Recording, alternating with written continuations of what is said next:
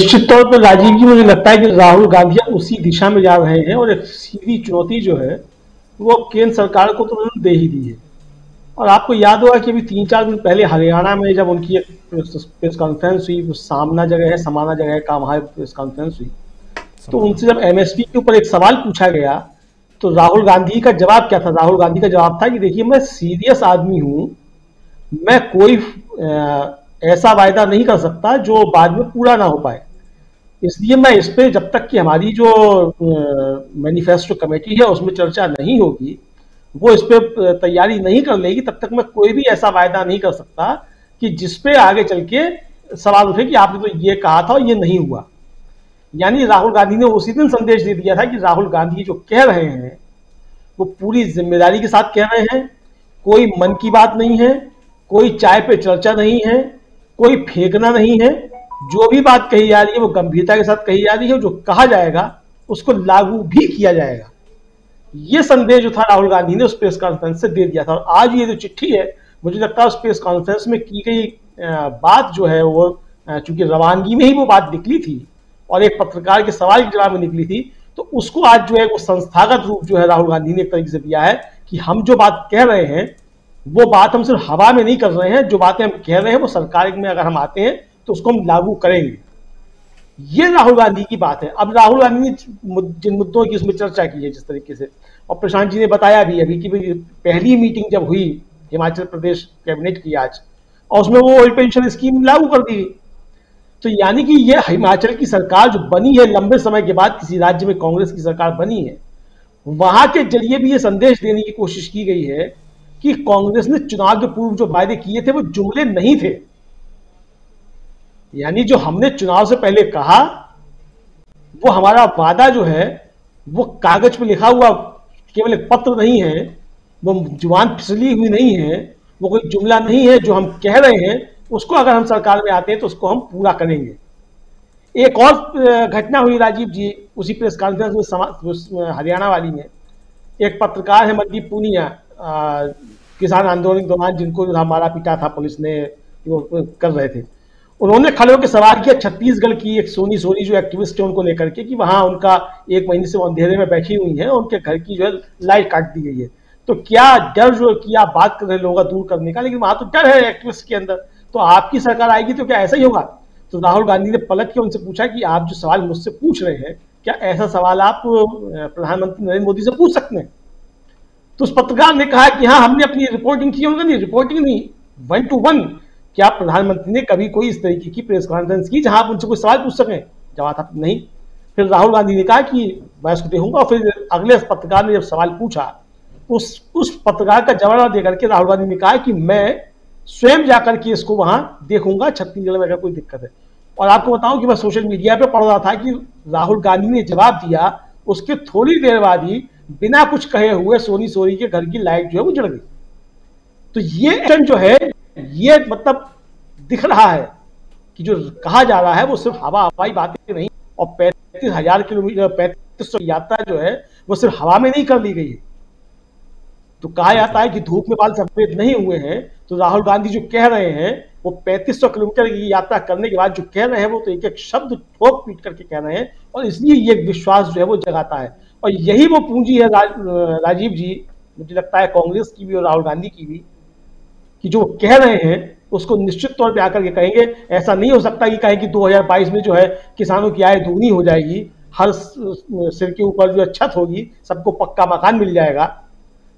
ऐसा कहें और 2022 निकल जाए, 2023 आ जाए और उसके बाद उस पर कोई चर्चा भी नहीं होगी 2022 में होना क्या क्या था। जैसे हमारे दीपक पाचपोर जी एक दिन बता रहे थे क्या क्या होना है 2022 में, जाने से 6 दिन बाकी थे, तब दीपक जी कह रहे थे अपने कार्यक्रम में। तो ऐसा नहीं है। तो मुझे लगता है कि ये एक सबसे बड़ी पूंजी राहुल गांधी की, ये एक विश्वास जो जगाती है, और ये भारतीय जनता पार्टी के लिए परेशानी का सबब निश्चित तौर पे बन सकता है, क्योंकि जिस तरीके से बातें की गई हैं, राहुल गांधी ने कहा कि 500 रुपए का सिलेंडर, अभी देखिए सीधे सीधे आम जनता को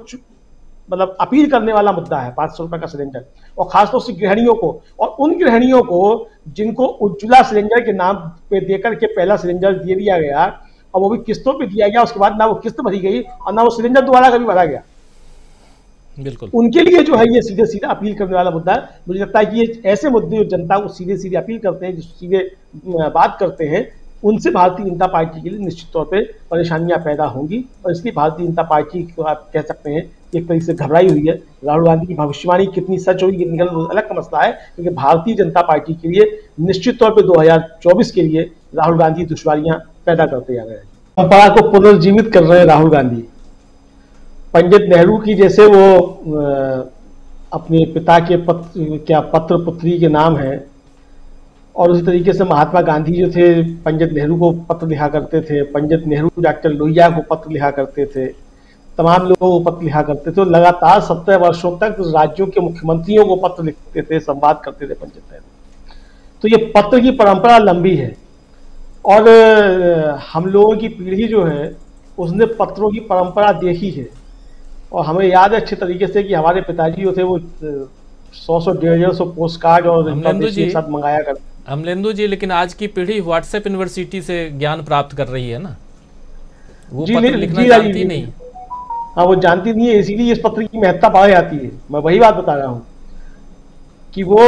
हमारे पिताजी जो थे वो अंतर्देशीय और पोस्ट कार्ड जो थे 100 150 की संख्या में मंगाते थे, और 10-10 20-20 चिट्ठियां रोज लिखा करते थे, और इतनी चिट्ठियां आया भी करती थी।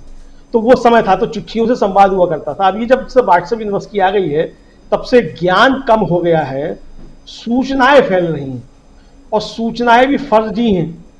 तो इस फर्जी सूचनाओं के जमाने में जब जो मुख्य धारा का मीडिया कहा जाता है वो भी इसका ध्वजवाहक हो, और हमारे जो फैक्ट चेकर्स हैं वो रोज जो है खबरें चलाते हो कि भाई इस मीडिया संस्थान ने ये खबर फर्जी चलाई, ये वीडियो फर्जी चलाया, राहुल गांधी ने ऐसा नहीं कहा, या प्रधानमंत्री नरेंद्र मोदी ने ऐसा नहीं कहा, अमेरिका में ऐसा नहीं हुआ। जब ये स्थिति बन जाए तो ऐसे में चिट्ठी के जरिए जनता से सीधा संवाद जो है वही मुझे लगता है कि एक अच्छा तरीका है। मुझको याद है अच्छे तरीके से कि इंदिरा गांधी की जब हत्या हुई उसके बाद देश भर से चिट्ठियां उठी गई राजीव गांधी के पास भी शोक संवेदना की। हम लोग छोटे छोटे थे तो हमारे यहाँ से भी चिट्ठियां गई, और राजीव जी बाकायदा राजीव गांधी के हस्ताक्षर से चिट्ठी वापस आई।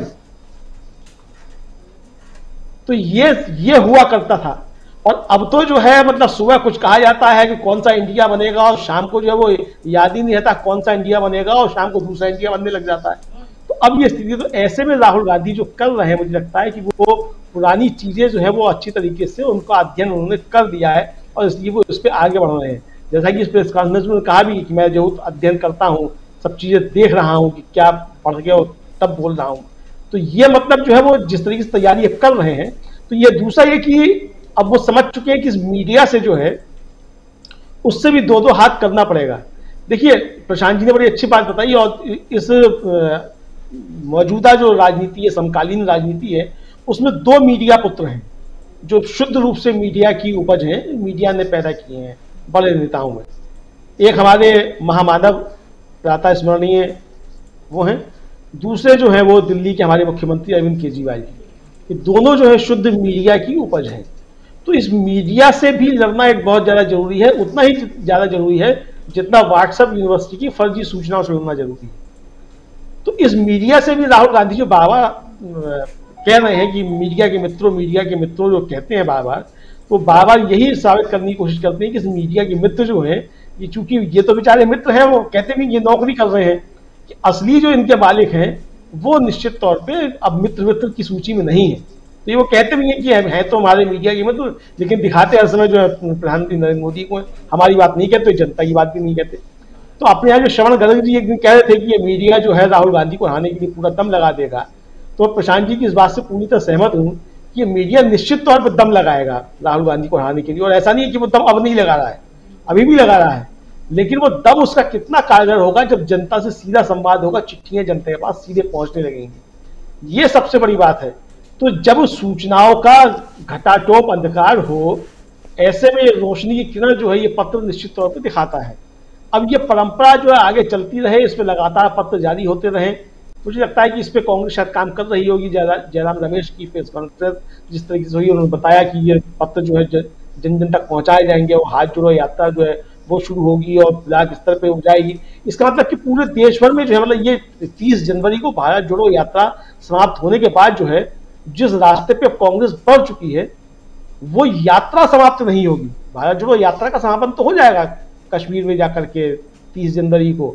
लेकिन यात्रा पे जिस पे कांग्रेस बढ़ चुकी है वो यात्रा मुझे लगता है कि नहीं रुकेगी। अब वो चुनाव में उस यात्रा का जो है क्या परिणाम होगा वो एक अलग का मसला है, क्या होगा, किस तरीके से चीजें होगी, वो तो चुनाव में बहुत सी चीजें होती हैं। लेकिन ये यात्रा अगर इसी तरीके से बढ़ती रहेगी और जनता से संवाद का सिलसिला जो है बढ़ता रहेगा, और हम लोग जिस तरीके की लगातार चर्चा करते रहे पहले भी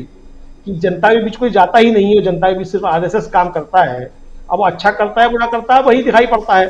चाहे वो 24 घंटे जो है फर्जी बातें करता हो, कुछ भी करता हो। लेकिन अब जिस तरीके से कांग्रेस सड़क पर उतरी है और खासतौर से राहुल गांधी उतरे हैं और इस परंपरा को आगे बढ़ाने का वचन दिया है कांग्रेस ने, जिस तरीके से जयराम रमेश की जो आज की प्रेस कॉन्फ्रेंस है उसके मुताबिक उन्होंने जो वचन दिया है कि जनता के बीच रहेंगे और ये यात्राएं जो है इस तरीके से निकलती रहेंगी, तो ये एक जो है एक आशा की किरण निश्चित तौर पे जगाती है कि जनता के मसले जो है अब वो जुमले नहीं बनने पाएंगे। जनता के मसले जो हैं उन पर चर्चा होगी, जनता के मसलों पे नीतियां बनेंगी, जनता के मसलों पे नीतियां बनाए यानी कि घोषणाएं होंगी, चुनावी वादों में घोषणा पत्रों में वो आएंगे, चुनावी घोषणा पत्र जो है वो चुनाव के बाद रद्दी की टोकरी में नहीं डाले जाएंगे, उन पे अमल होगा। ये मुझे लगता है कि उम्मीद की जो है बनती हुई दिख रही है। अब बाकी ये उम्मीदें हमारी जो है और जनता की उम्मीदें जो हैं वो कितना फलीभूत होती हैं ये तो 2024 में पता पड़ पाएगा राजीव जी, लेकिन निश्चित तौर पे ये प्रयास सराहनीय है। जी बिल्कुल, राहुल गांधी ने कुछ तो प्रयास किया है और सबसे बड़ा